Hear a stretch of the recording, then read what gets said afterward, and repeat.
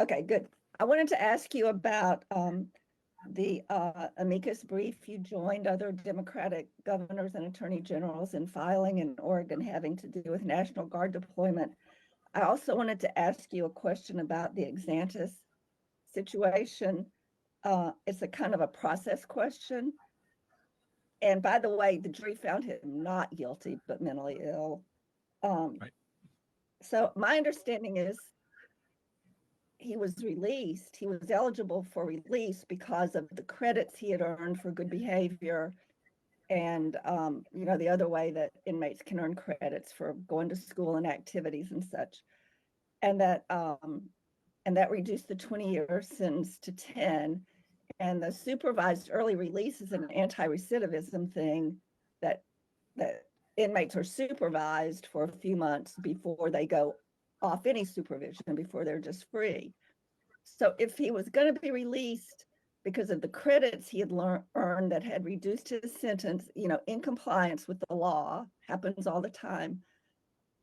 Why did the parole board even bother to vote?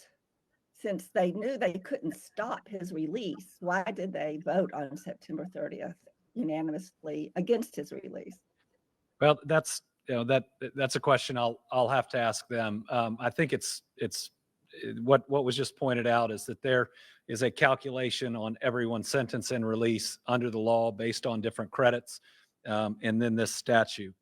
But they did hold that meeting. They did unanimously vote against it. The parole board did everything they could under the law and in their jobs to not let this individual out.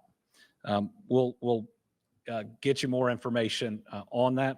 I don't have any more on it. The first question was on joining an amicus brief, supporting the Oregon action against the Trump administration to prevent National Guard from another state coming in to a sister state over the objection of their governor. Now, I think this should be pretty basic. This is something that I believe is unlawful. There is no insurrection. This Trump administration is claiming anywhere that they want to send folks that there are these massive insurrections in the United States. There simply aren't. It's one of the hallmarks of our country that we don't have military running around on our streets. You don't get off an airplane and see military standing there with a machine gun. This is not who we are. We don't militarize our communities. It's one of the tenets of our very founding. What Donald Trump and Pete Hegseth are doing are wrong.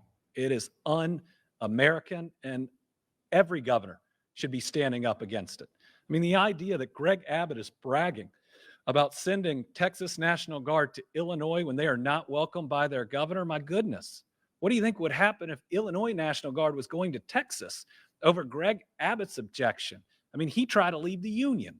And this is just, I wish I could say it's silly, but it's scary and it's dangerous. And you don't just get to order the National Guard into some place because you think the crime is too high, or to pick a fight with a blue mayor or a blue governor. This is something that no other president has ever done, and there's a reason. It's unlawful and it's wrong, and I'm going to do everything I can to stand up to it.